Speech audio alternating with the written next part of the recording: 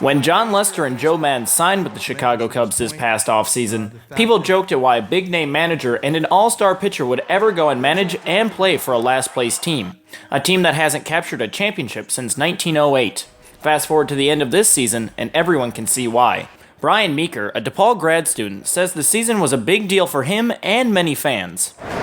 It's difficult rooting for a team that is consistently not great, but you just keep going and you keep hoping, and it's all about family and your friends, and you go with people you love and you care about, and you go out, have some fun in the bleachers, and you just hope that it's going to keep getting better. And so when you see a team that starts to perform and starts to make it exciting to go to the games, instead of like, let's go to the Cubs game, it's like, let's go to the Cubs game. There's a really good chance they're going to win today. It makes you feel like your loyalty and your faith in the team is being rewarded finally.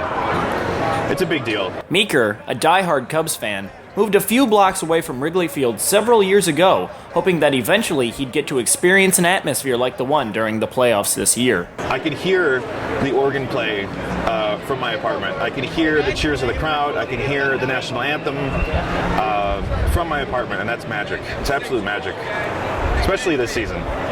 It's great to see this many people here. It's wonderful.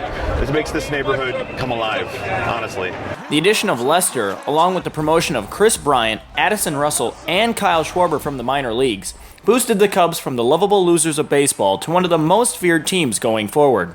Meeker feels that with this core group of players, the team will be good for years to come. This Cubs season meant hopefully the beginning of really good things. There's been a lot of talk over the years about development in the farm league, bringing up these younger players, trying to lay a foundation for the future. In the past, a lot of Cubs teams have been kind of like, let's throw these players together and see what happens. And this recent, 2 or 3 years has been this kind of sense like, let's build something that's going to last. Although they were swept by the New York Mets in the National League Championship Series, there's more hope than ever for next year. As Meeker and many other fans hope, next year may actually be the year. For Good Day DePaul, I'm Evan Walter.